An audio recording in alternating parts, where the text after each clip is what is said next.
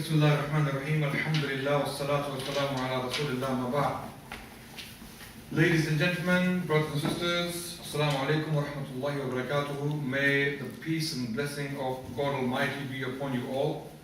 Firstly and most importantly, let me please apologize to you with a sincere heart for my lateness.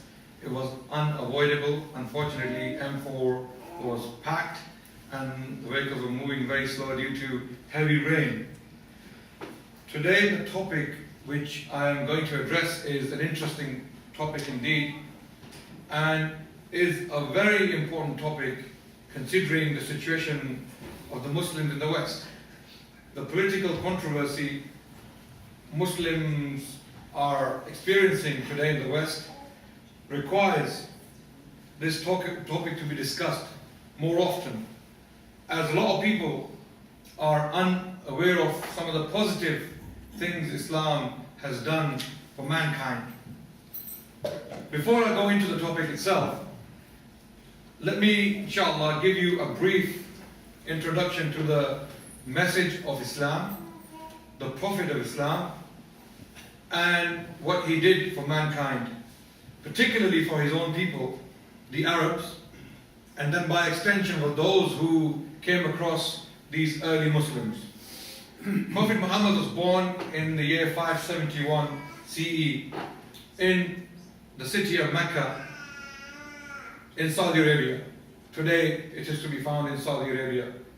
He was born in a well-respected family known as Banu Hashim, the tribe of Hashim, and he was a direct descendant of Ishmael, Prophet Ishmael, the son of Abraham, and the son of Ishmael, the second son, Qaidar, was a direct descendant or ancestor, of the Prophet of Islam.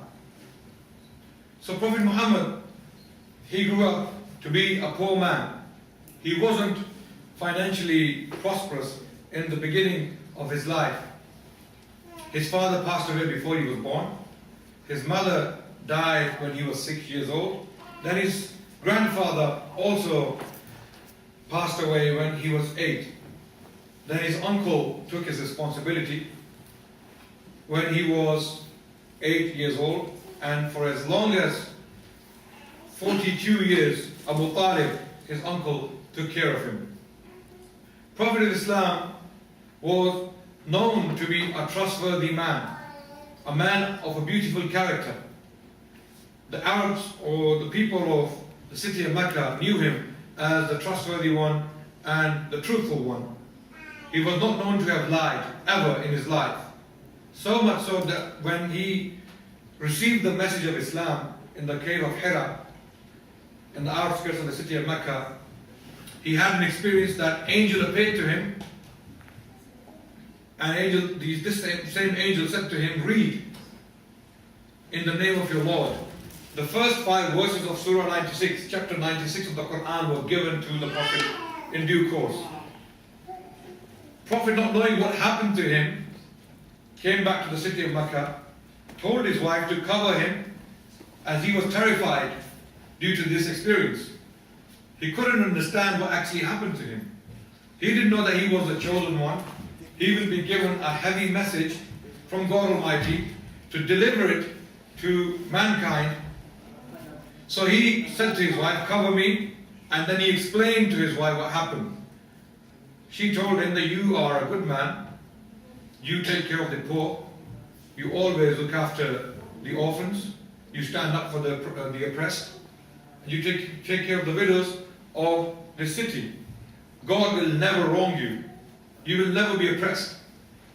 No matter what this experience means, we don't know, but this is something good. So she took him to a man of scriptures, her cousin Waraka bin Nawfal.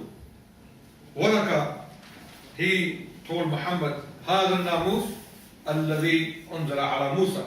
This is the same angel which came to Moses. Why did Waraka say this? Having heard this story, Iqra, read in the name of your Lord. Waraka knew that Muhammad is an illiterate man, doesn't know how to read and write. He was a known character in the city. And having known the verses of the book of Isaiah, chapter 29, verse 12, where it is stated very, very clearly that when the book is given to the one who is not learned, and it is said to him, read, I pray thee, he will say, I am not learned. I am not learned. So Waraka was 100% sure that this is the same prophet foretold in the book of Isaiah 13 centuries before his advent. Amazingly, shockingly, we find these words in the book of Isaiah. Isaiah lived in 800 BC, in the year 800 BC, approximately in the 9th century BC, 4 centuries after Moses. And his book, which is preserved in Dead Sea Scrolls, the oldest extant manuscript we have of the book of Isaiah, was found among the Dead Sea Scrolls. And the largest scroll to have been found among the Dead Sea Scrolls was the scroll of Isaiah, which is to be found in the Jerusalem Museum today in Israel or in Palestine, depending on how you think.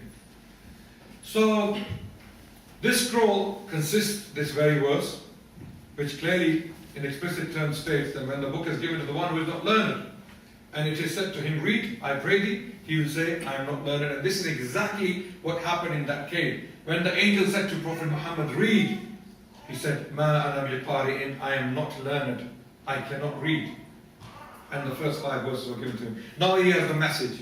And then slowly the revelations started coming down on him, giving him some of the teachings about bringing the society together, condemning the idol worship of the Meccans, condemning their female infanticide. They used to kill their daughters as soon as they were born, condemning some of the oppression which was taking in the city of Mecca.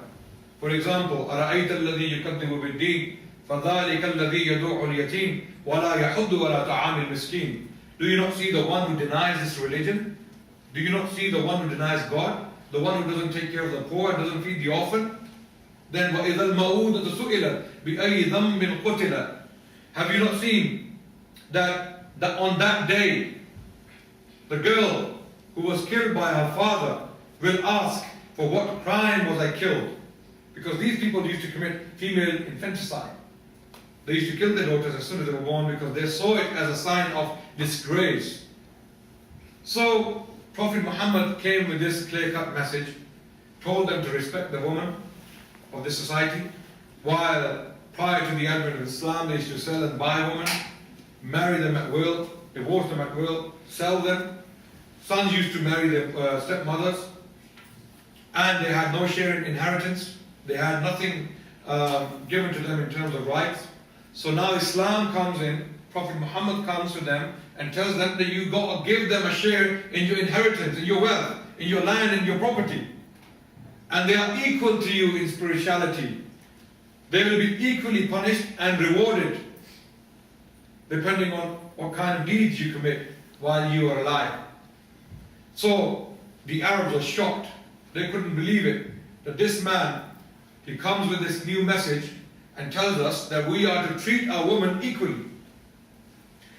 One of the best examples of the teachings of the Prophet of Islam were given in a speech delivered by Ja'far bin Abi Talib, the cousin of the Prophet ﷺ, when he was sent to Ethiopia in the year 5 of the Prophet's advent. The Muslims were being pursued and killed in the city of Mecca due to their preaching of Islam.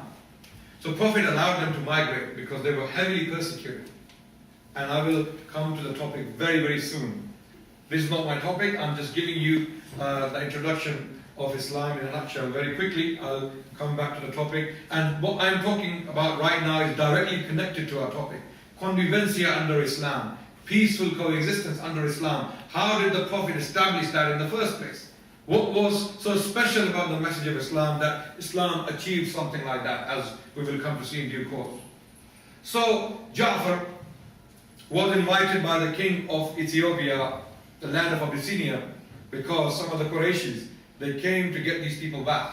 They went to the king and they said to the king, these people are runaway slaves.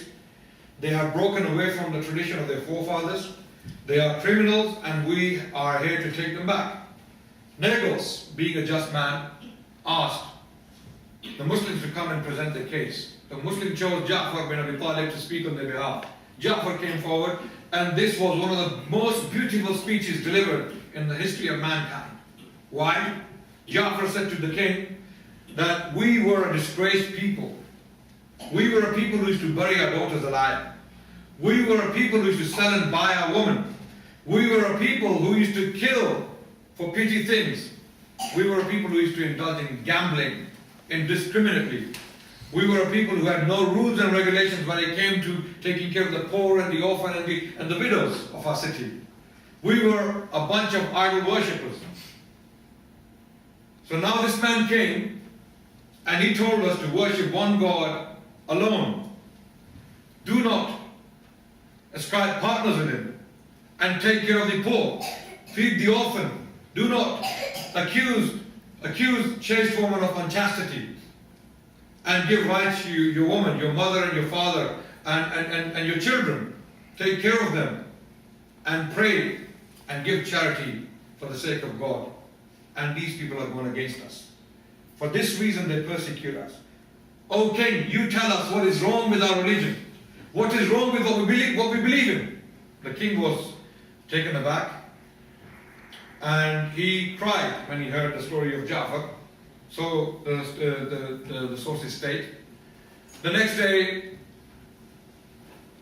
Amr bin As, the envoy of the Qurayshis, came with a new story that he later on became a Muslim, radiallahu anhu, a great companion of the Prophet of Islam. At that time he was not a Muslim, and he was there to take the Muslims away back to the tribe of Quraysh. He said to the king that they have erroneous beliefs about Jesus Christ. They say that he is not the son of God, he is not God, he is just a man. So Ja'far was asked again to come and present his case because the king was a Christian. So Ja'far recited some of the verses from Surah Maryam, chapter 19, where God Almighty tells us that Mary was chosen above all women, and she is one of the best women to walk the face of the earth, and she conceived Jesus without any male intervention, and by a miracle she gave birth to this powerful, mighty messenger of God who spoke in the cradle. And when Negos heard some of these verses, which were mesmerizing to his ears, he cried, he shed tears, and he said, "You may live in my country for as long as you like. Not for a mountain of gold I will give you away to these people." So Prophet of Islam changed lives. He came to a people who were despised by the Byzantines and the Persians. No one wanted them. These Bedouins, all they had was some poetical tradition and memorization of their genealogies, and that's all they knew. As far as political significance is concerned, no one wanted them. There was no land which could be cultivated. These people had no particular political significance. These people had no financial capacity as such, so they were left alone. They were left alone by the Romans and the Persians. Now comes a man from them, changes the society drastically. The Quran tells them that you will govern this earth as long as you believe and do good deeds. In chapter 24, verse 55, the Quran tells these people, the primary audience of the Quran, وَعْدَ اللَّهُ الَّذِينَ آمَنُوا مِنْكُمْ وَعَمِلُوا الصَّالِحَاتِ لَيَسْتَخْلِفَنَّهُمْ فِي الْأَرْضِ كَمَا اسْتَخْلَفَ الَّذِينَ مِنْ قَبْلِهِمْ. It is a promise of Allah to those who believe among you and do righteous deeds, that God Almighty will grant you succession over the present rulers in land. In other words, God is telling these Bedouins, ill-equipped people without any weapons, any tanks or B-52 bombers, none of that, that you will take China and America at the same time. That was the situation at the time. It's like telling a small country like Lesotho or Malawi or Bangladesh, one of these countries, that you will fight the Chinese and the Americans at the same time. This was the Prophet of Islam was telling his companions. And this was the verse stated, that you will take this land very soon, you the companions of Muhammad, as long as you believe and do righteous deeds. And what happened? In the year 632 CE, the Prophet of Islam passed away. And exactly a century later, 732 CE, the Muslims were governing the largest empire the world had ever known. From northern China to southern France, Muslims were governing about 700 miles away